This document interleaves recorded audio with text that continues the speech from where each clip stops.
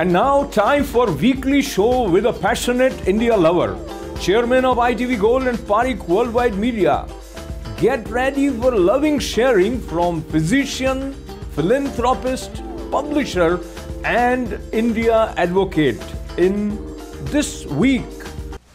Namaskar, welcome to this special edition of This Week with Padma Shri Dr. Sudhir Parikh, the first show of this brand new year 2022. Welcome with Happy New Year, Dr. Sahab. Namaste. Happy New Year. Happy New Year to everyone.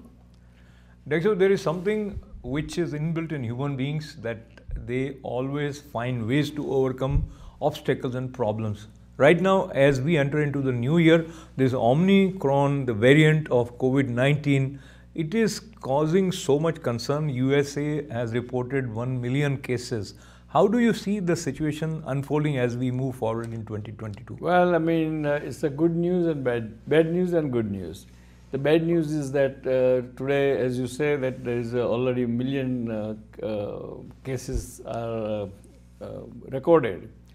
But actually it is probably 1.5 million, not million, because most of the, nowadays almost 30–40% of the people, they do the rapid test at home.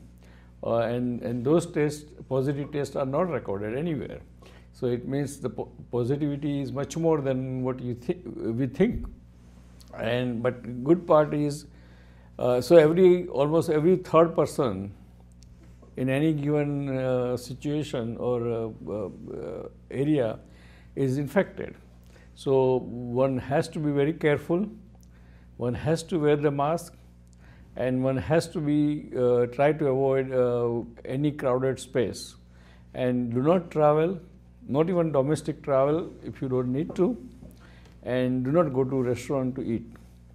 If you do this thing, then probably you are safer. The good news is that because almost 66% of the Americans are vaccinated, over 30% are boosted, and a lot of 30–35% had infection itself. So this Omicron virus is very mild. The effect of the Omicron virus is very mild. It's like a cold-like symptoms, particularly in the vaccinated population, and usually in 3 to 4 days, patient gets better and doesn't need any hospitalization, or there is no mortality. So I think that is a good news.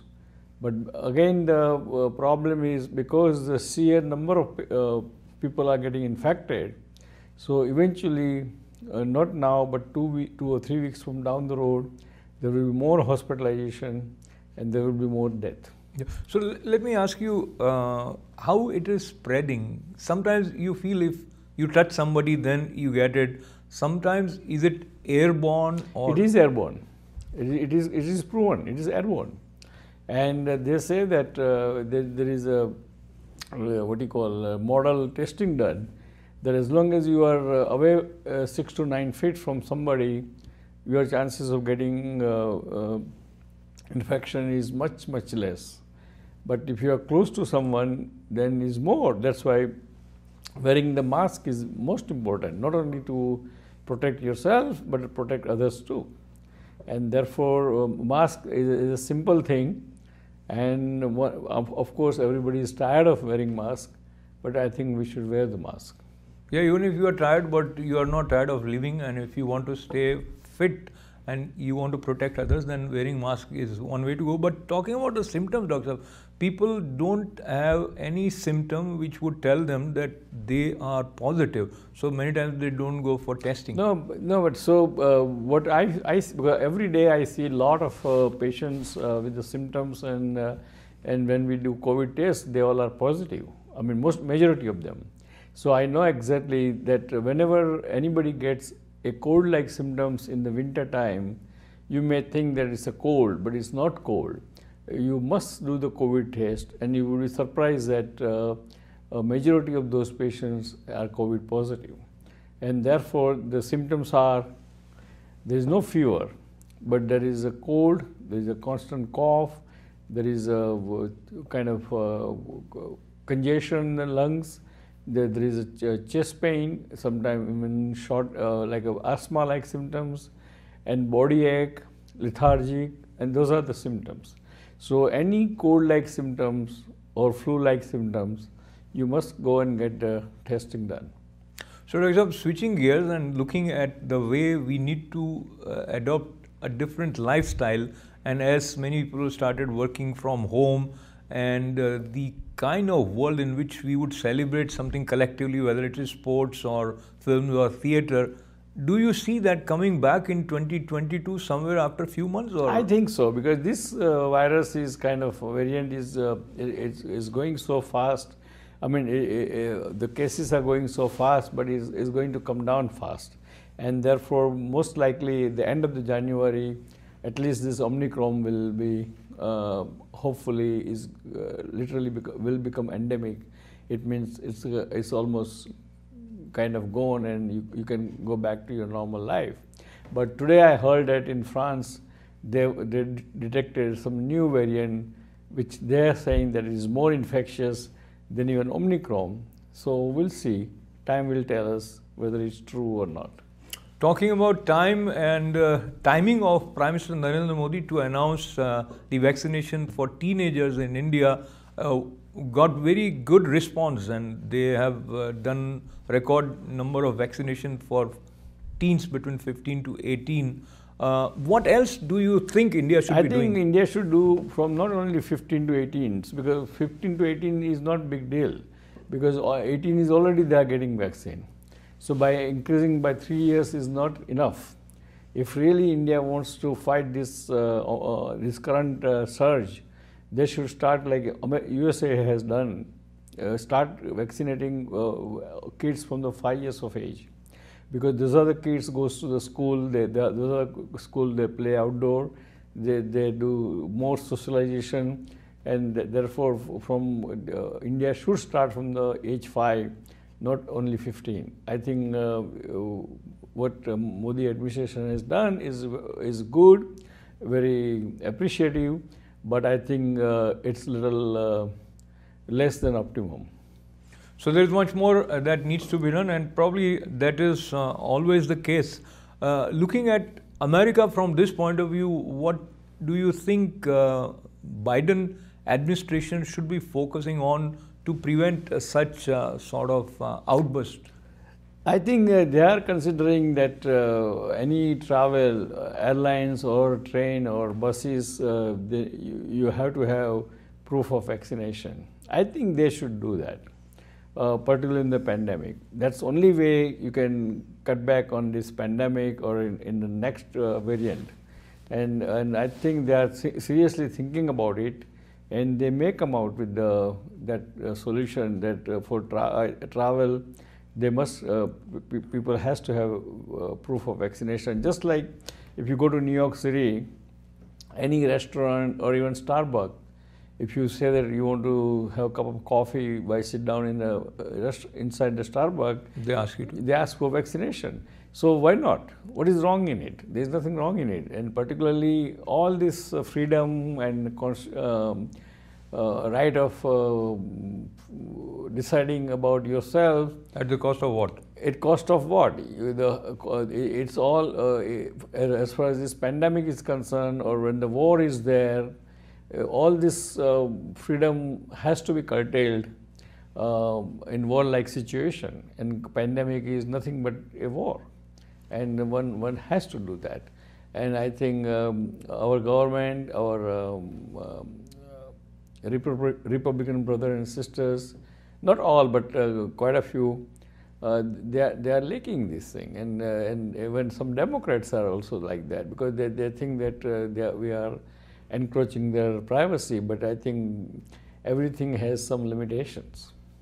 You have said it so right, and in order for someone to exercise his or her right, if the situation is not safe, then it is going to affect others also, and this applies for conducting elections. And looking at India, big state UP, upcoming election Punjab, UP, do you see they are likely to change the dates in the face of the challenge? I don't think so. They will not change the date, because I think by constitution they have to do election at certain time. There is a deadline there. But I think they should change the rules and regulation how to conduct the election. Of course, they are saying that they will follow all the CDC guideline during the voting time, but that's not enough. They should follow the all this large crowd restriction and all those things now. Or if you want crowd, then crowd cannot be more than 25,000 people. I mean, for India it's too little, but that's the way it should be. Or they can divide in the section and keep the section apart, so people can not intermingle, because once you are in that kind of crowd, no one is wearing mask, nobody is doing anything, and that's a super spreader. Another thing which is relevant for election, and that relates to the black money. And if the black money is associated with a particular party, a particular leader, it reflects bad on him as far as voters are concerned. And this is what we are observing in Kannauj and Kanpur, the massive crores of rupees cash. Do you see this as is being alleged by Samajwadi Party, Akhilesh Yadav, that it is to settle score that BJP is going after these people at this time? Well, I mean, during election time in the politics, all the rhetoric is kind of valid rhetoric and has no consequences, right? So I don't think that BJP is doing as Akhilesh is accusing, because I don't think any good government will do that. And but unfortunately in India, this kind of black money raid and everything, people are so numb with the corruption and black money that has literally no significant effect on them. So it means if we think that okay, this black money came from X party or Y party, and that will affect their chances of getting votes, doesn't happen that way in India, because people have seen so many bad things all the time. So they in general, I'm talking about. So they get numb. Just like when we go to India back home, after living 50 years here, we go to small village. After a day or two, we get used to that, and no filthiness bothers you. That's a human being. Yeah. So that's what it is. So people think that, oh, all politicians are like this, all these people are like that, and it doesn't bother them. And again, they revert back to their own way of voting. Either they vote on the caste basis, or they vote on the religion basis, or they vote on the whatever. But they don't vote. Partly what you are saying is what we have seen, and partly if you look at Bofor's case or a lot of scams during Congress time, that reflected badly overall in their performance on the polls. Yeah, but I mean, badly, it did not affect the election that big way. Only time election affects the big way is if there is a war, like Bangladesh, we took over the East Pakistan and made it Bangladesh. That time I think Indira Gandhi got huge winning, because people, and same thing when last year this Pulwama happens, and the way we responded to Pakistan, I think in 2019 BJP won large number of seats because of that, because people like that kind of to feel strong. Yeah. Feel strong, you know. And also people always like when, say for example, when Indira Gandhi got assassinated, and Rajiv Gandhi won with almost 80% of the seats in the parliament, 80%, largest majority. So people always vote for sympathy too. So people vote for sympathy, or people vote to feel strong, or to feel proud. So we don't know what will work. But last question again relates to a special environment which we have seen again and again during elections in India, and that is creating a kind of polarization on the basis of religious lines. And there are rhetorics from both sides. And let me also mention there are some cases like Bhet Dwarika, which is associated with Lord Krishna.